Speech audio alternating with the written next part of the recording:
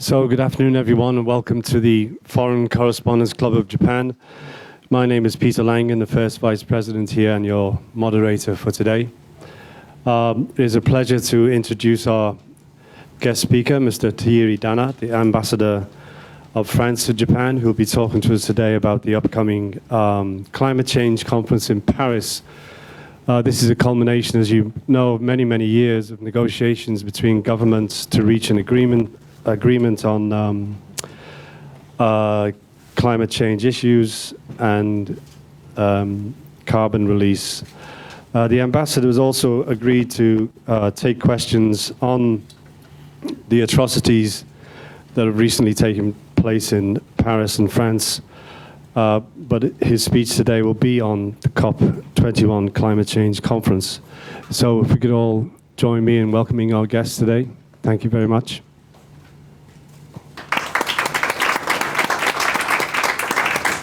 And one small housekeeping note, can you put your cell phones on mute or turn them off?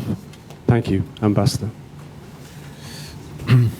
Thank you, Peter, for those welcoming notes. And thank you for the club to inviting me today. It's a great privilege to be able to exchange with you on those important subjects.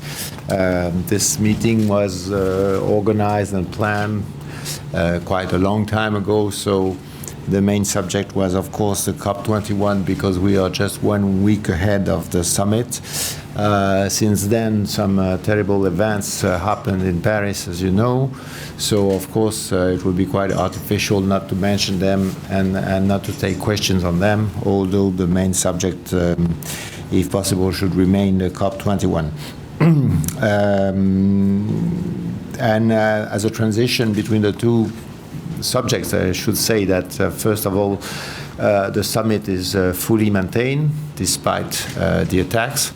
And this is a sign, I guess, also of the fact that security is again established in Europe and in France, and that we feel confident that the summit can happen more or less or almost as initially envisaged, meaning all the summit activities, properly summit activities, are maintained. They will happen in Le Bourget, which is, for those who know Paris, a city in between the airport and Paris, which is, of course, also more easy to secure because it's a closed area. And already 140 head of state and governments have confirmed they will be participating. So this is a moving figures, but shows that globally, first, there is a confidence that this will be held under security, and second, there is also a sign of solidarity from all those countries. So only a few activities which were more, I would say, civil society, NGOs activities taking place in Paris outside the conference premises have been advised to be cancelled because those were maybe more difficult to secure, and in the present context we of course don't want to take any chance. So on the subject itself, which is, of course, the core of my initial words, we are 1 week ahead of the COP21, and so we will soon know whether or not this big summit is a success. 1 week ahead of the event, we have some signs, I would say, some reasons to be optimistic, or rather optimistic, although the challenge is still very important. The reasons to be optimistic is first that there is a global awareness, a global consciousness of the challenge. Now there is no more question that climate change is there. and that climate change is mostly the result of human activities. This seems obvious to you, which is good, but a few years ago it was not obvious. Initially, people were questioning the fact that there were climate change, and after admitting that there was a climate change, they were questioning the fact that this was due to a human being. So now there is a global consensus on those two questions, and the International Panel on Climate Change, which is the scientific body establishing analysis in this field, is globally considered as leaving no place for uncertainty. So this is the first reason I would say to be rather optimistic, is that there's a global consciousness of the challenge. The second one is that main key players which were not on board in Copenhagen are now on board for making this conference a success. Of course, I have in mind in particular the United States and China, but more globally we are in a universal logic which is completely different from the Kyoto Protocol, for instance, which was dedicated only to industrialized country. And now there's this also awareness that everybody should act in this to tackle this problem. So those are two very important facts. Now, the challenge remains immense, because if we don't do anything, we know that we are on a trend leading to an increase in temperature by 4 or 5%. Some scenarios are even worse than that. And at 4 or 5%, we know that this will provoke immense catastrophe of different nature. Of course, there will be the consequences on agriculture, on the level of seas, but even more social or human catastrophe. We now, before the attacks, another main subject in Europe was refugees, and we are coping with thousands of refugees, which is already a big problem. But in case there was a climate change to 4 or 5%, this would mean millions of refugees from Africa, from different area of the world, which would be affected. So now we know that if we want to avoid this scenario, we have to limit the increase in temperature to 2 degrees Celsius, and this also is an objective which meets the consensus. So that's quite important. Now, how are we preparing the conference? We have, as you know, the chair of this conference, but of course this does not give us any right to decide anything. We are working on the basis of consensus. So what we have been, where we have been more decisive is on the preparatory work, the organization of the work. So the first point, and this strategy of organizing the work was based on a 4 principles system. The first principle was to have an engagement with all the players, meaning we will not try to have a few leadership and other countries following, because we know that this will result in a no agreement at the end of the day. So we have tried to bridge gaps every time we have found some between different parties in order to keep the consensus and the momentum based on consensus. Another principle which is linked to this one is transparency. It seems that the lack of transparency in the negotiation was one of the main reasons for the failure of Copenhagen summit, because big countries try to impose a compromise at the end, which they have pre-cooked together.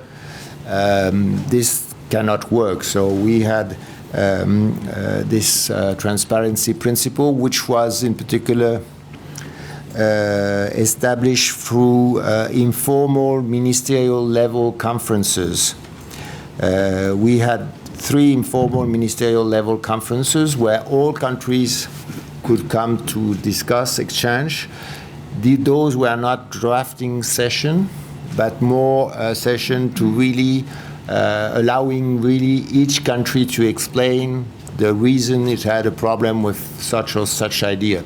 The last ministerial meeting of that kind was held 10 days ago, 8 and 10 November. 70 countries did participate at ministerial level, and I think it was very useful to prepare the conference. The third principle was to allow concrete initiatives from different sector, not only the government, but also private sector, civil society, which could keep the momentum and associate as many people as necessary. One great turning point also, big turning point also, is that we are not anymore into a traditional logic of intergovernmental conference. Of course, the core of the conference will be represented by the meeting between head of state and government and official delegations. But over this heart, there will be immense numbers of meetings, side events, even if some has been cancelled, as I just said before, but on the site of the conference, where company, local governments can participate. And so this leads, and journalists also, of course, not only covering, but associating themselves to the event. This leads to a sort of new type of conferences, really universal in the sense that everybody must feel concerned, and not only the official delegation. And the fourth principle is what I would say leadership. Leadership not meaning that one country is leading the whole conference, but that we have deliberately put the summit meeting at the very beginning of the conference and not at the end. So this was quite a strategic decision, because you can advocate that normally the state of government, the head of state and government should meet to strike a deal at the last moment after all their colleagues and inferiors would have worked on the draft. Here we have taken another logic, which is to say, let's have the head of state and government open the conference to really boost the momentum in order to achieve a consensus and a result at the end of the day. And so far, it has been quite well received by the countries. As I said, there will be as of today, over 140 countries have announced that they will participate at the top level.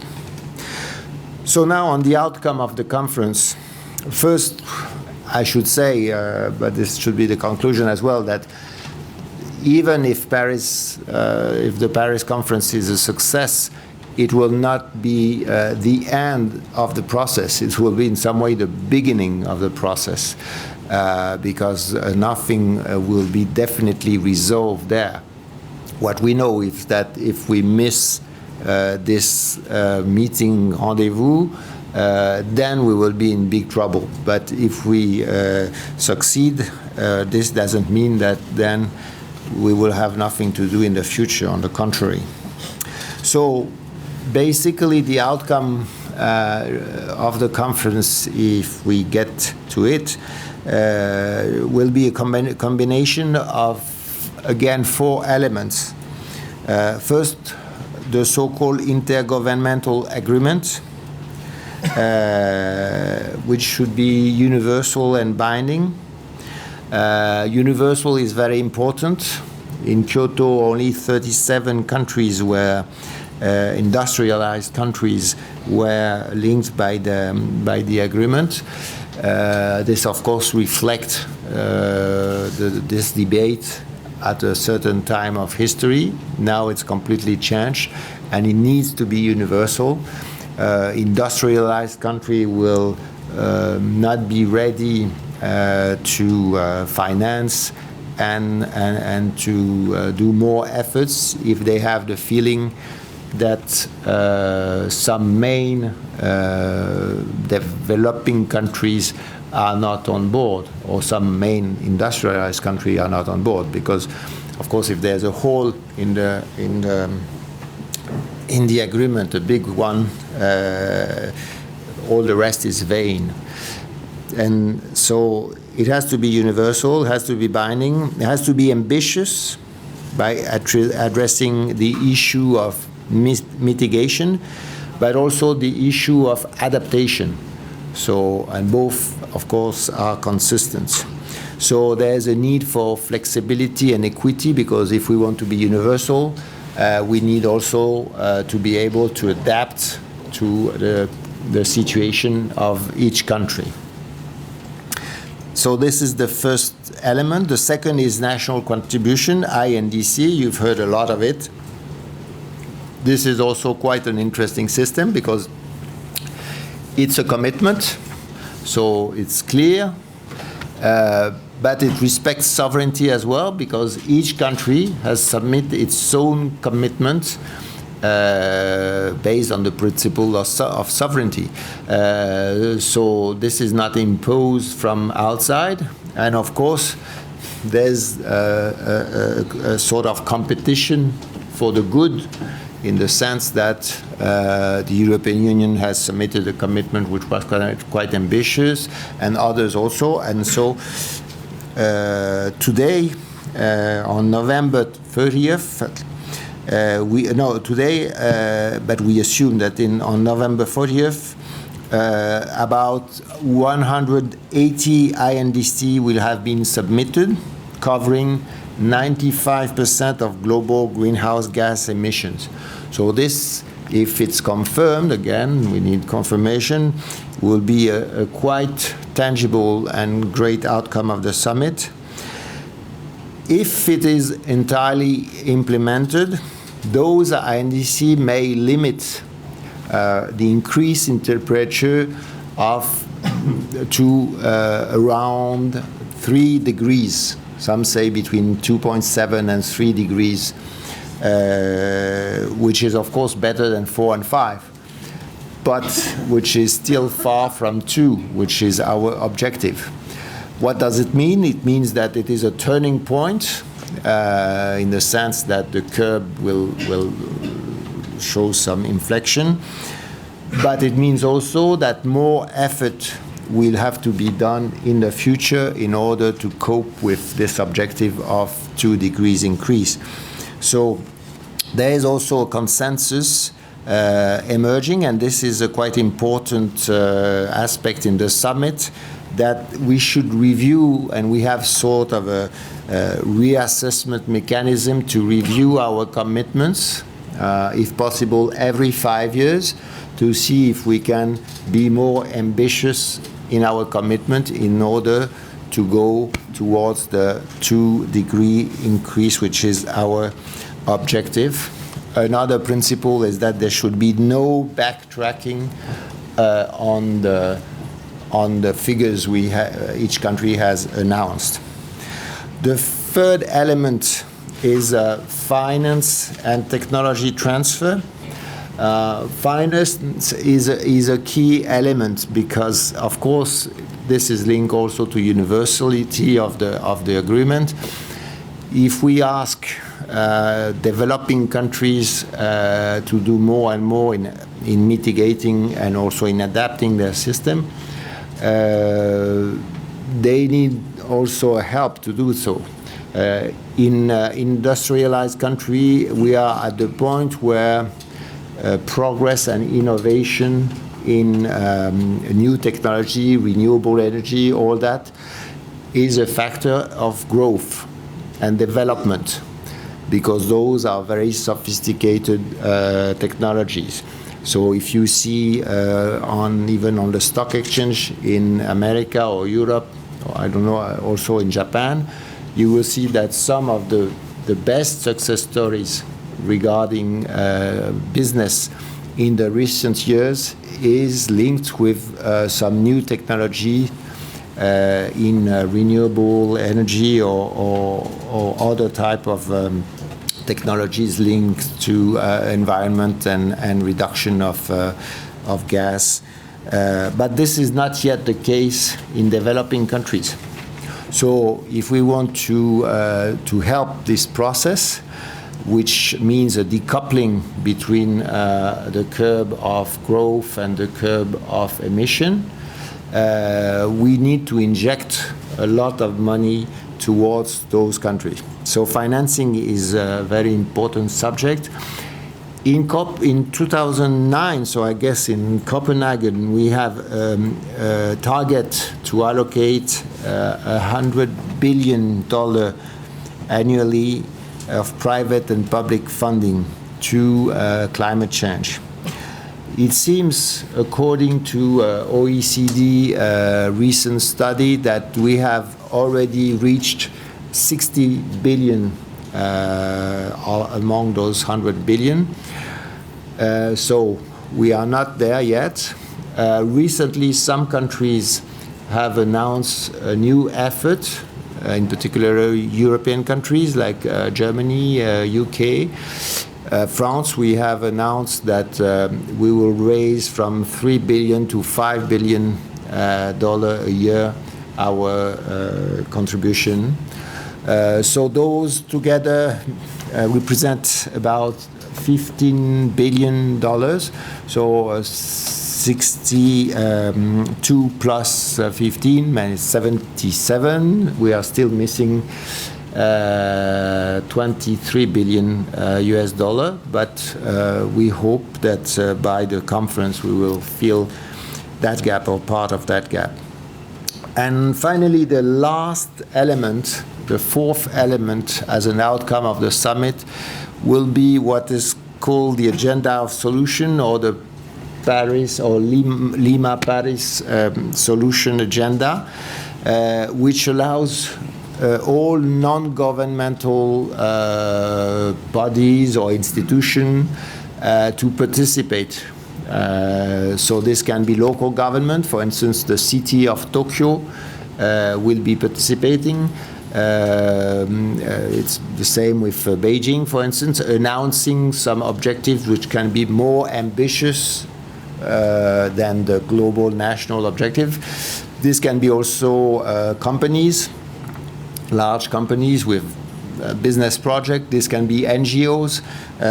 So this fourth aspect of the conference is very important. So just to, as not a conclusion, but as a last word on this subject, again, we believe that this meeting comes at a crucial point. We are more or less confident that we will succeed in producing a real outcome at the end of this conference, which will last almost 10 days. And we believe that this again should be a turning point in the process, but not the end of the process. And so we will see, but definitely there will be a follow-up, which will be as important as the conference. And this is, I would say, one path in a long way. So if we miss this path, we are sure we will not get to where we want to go. But if we succeed in doing it, it doesn't guarantee that we will succeed in going to the final objective if we don't do more effort in the future. Thank you very much.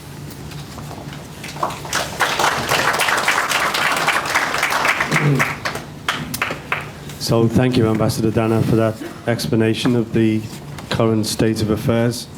We'll take questions from the floor, from the working press first, please.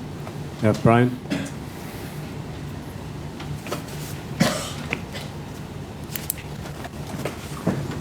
Thank you. Brian Fowler from Bloomberg. Thanks, Mr. Ambassador. You mentioned that France, the UK, and Germany have agreed to raise their contributions on the financing side. What other countries need to step it up in terms of financing, and how close are we to getting any kind of agreements from them to boost the amount of money they'll pay for this effort? You mean to get to the 100 million? Yeah, the other 23 billion. Yeah, well,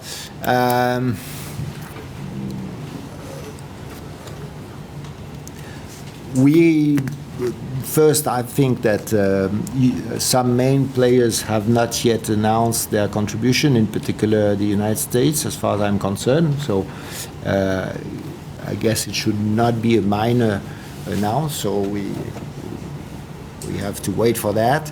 Some other countries might increase their contribution, but might wait for the 30th of November to announce it in the mouth of their head of state of government and government. And third, the idea is growing that some emerging countries might, so I don't know if this will be for the conference or for the future, but might also consider contributing, although in the past there were the developed countries and the developing countries. Now the idea is increasing that some developing countries are as well quite rich and also can be able to contribute in the future. So yes, Imad.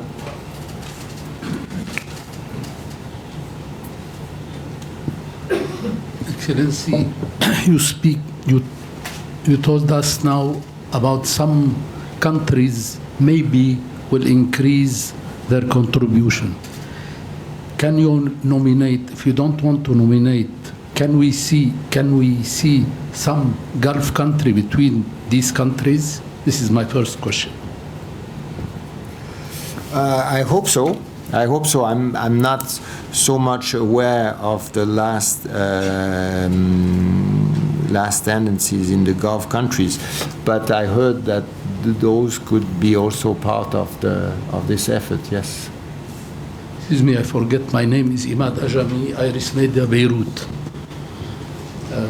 Excuse me, you said, Excellency, that more than 140 head of countries will participate to this conference. Can you describe or explain, it is a way, a sign of backing France against the terrorists who hit Paris and who hit one day before Beirut and one week before the aeroplane in Sina? Thank you, Excellency. Thank you. Well, I guess most of them has envisaged to participate before the attacks. So what is true is that they haven't taken the decision to cancel their participation due to the attacks. In the present context, it is quite an important sign. Do some country who didn't envisage before to participate at the head level, top level, took the decision to do so after the attacks as a sign of solidarity? I don't know. Maybe it is. In any way, it is welcome. And we believe that it is important that all those countries be in Paris at that time. Not only because it's Paris and because of the attacks, but it shows also that this is really an event which is, I would say, the contrary of the terrible attacks which have happened. This is all the world getting together to solve problems which affects the international community. So we have a conference where everybody gather, regardless of their political tendency, religious tendency, whatever, on behalf of a common interest for a purpose which affects every country in the world. So the spirit of community and of global solidarity is in some way, besides the fact that the people are there, a message that we have common interest, some maybe other than climate, but this is a common interest. And humanity is more linked by common interest than divided by individual terror attacks. Yes, the lady here.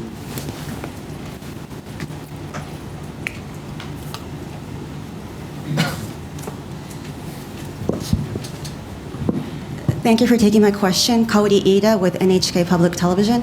Mr. Ambassador, you talked about a successful COP21. How would you define or measure a successful COP21? Would it be reaching a universal and binding agreement?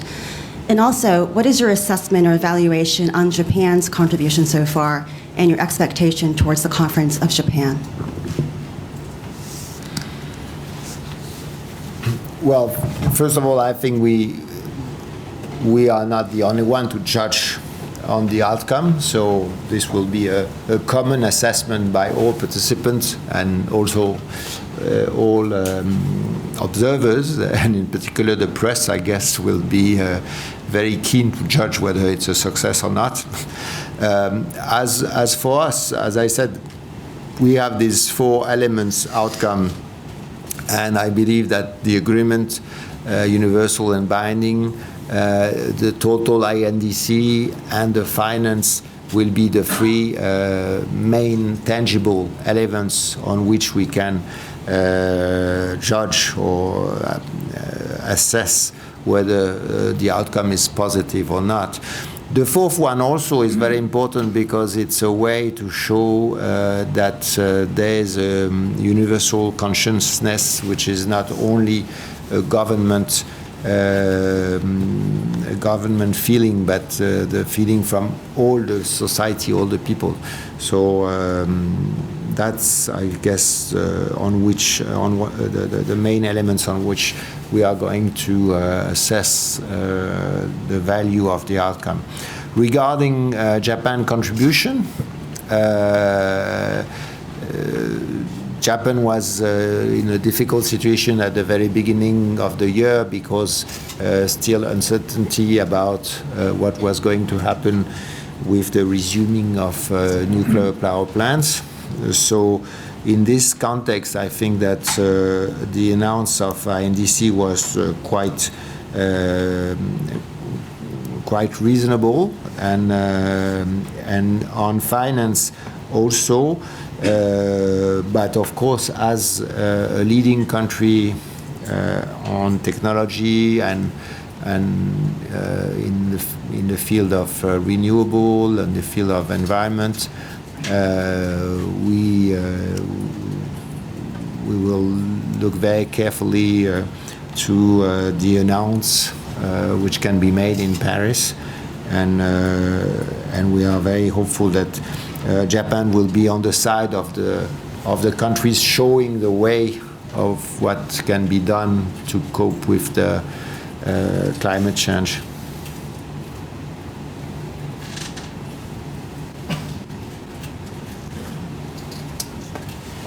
I'll open the floor then to any other questions beyond the working press.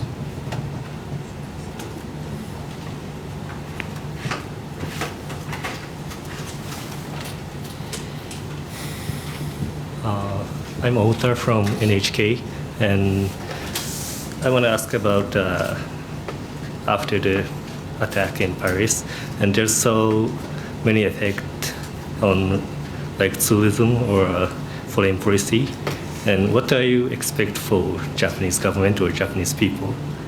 Do you have any idea? After the attack, you mean? Yeah. Well, first, we have received a lot of sign of solidarity and friendship from Japan, be it its authorities or its people. So this is already very valuable to show the sense of solidarity. Second, I think, as I said, the fight against terrorism is something which concerns every country in the world. Unfortunately, as you mentioned before, just in the recent week, many countries have been victims of attacks. But if you take the previous year, you can go all over Europe, from London to Copenhagen, to Madrid, and then in the Middle East you had Tunisia, not so far away, Marrakesh a few years ago, Boston, New York. And Japan in the past also has been a victim. So today this is maybe a bad sign of globalization, but we are also all concerned, and so it is important to share this concern.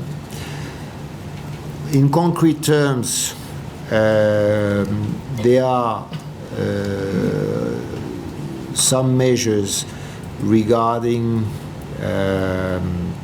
cyber security, which is a matter for discussion with Japan, as with all main industrialized countries.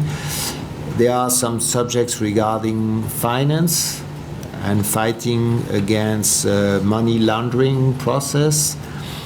Japan will have the G7 presidency next year. This is in particular a subject for the G7 finance ministers and even head of states. So I'm sure Japan will also have initiatives in this field.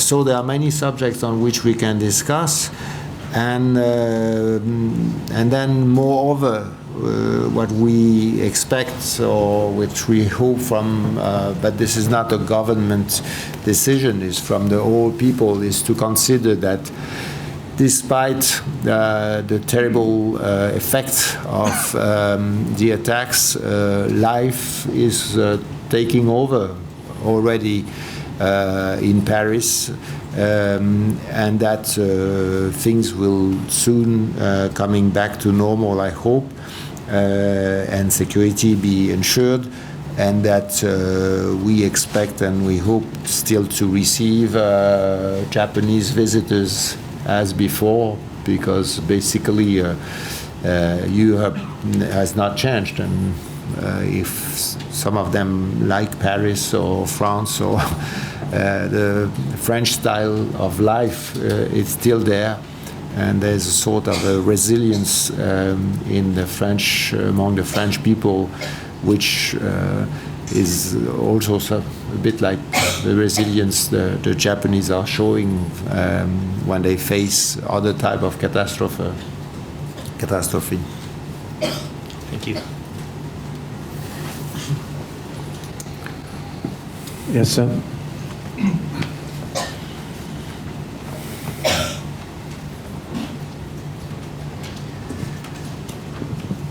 My name is Thierry Fujita, a freelance journalist, and write for Yukan Fuji daily evening paper.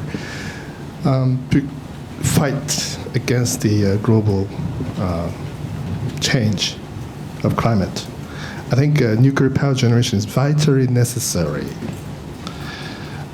Is it be one of the issues to be included in the COP discussion? And what was your view about nuclear power generation? I share your view that it is an important solution to the question. However, for many reasons, I'm not sure this can be a universal solution, because it's linked also to the NPT agreement and different kind of measures. But it is true that at least for Japan and for France, obviously, it is a very crucial element. And this is one of the reasons why we have decided between Japan and France to maintain our cooperation in this field and even to increase it in the future, either on already existing power plant model like the ATMEA, or on future fourth generation nuclear plant like Astrid or others.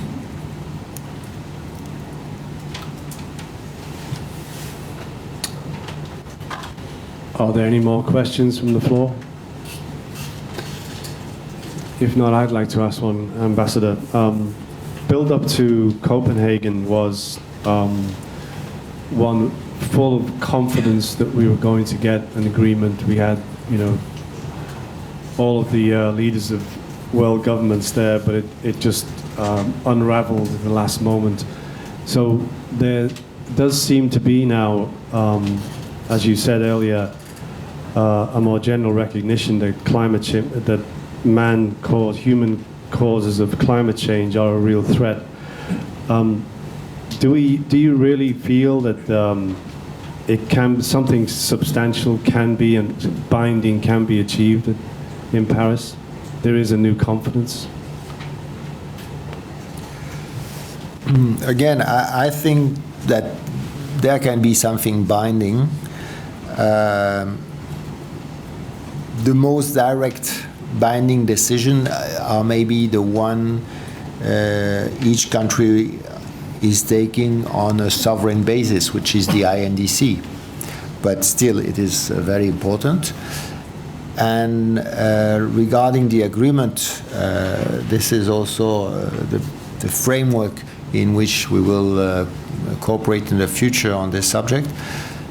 And I think that there are quite good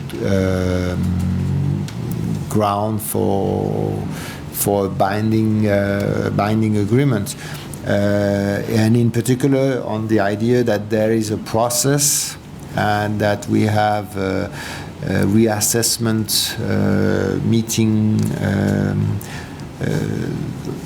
agreed. I don't know whether we will be able to have it agreed very clearly on a 5-year basis, but the idea is on the table. I think the consensus is growing around those ideas.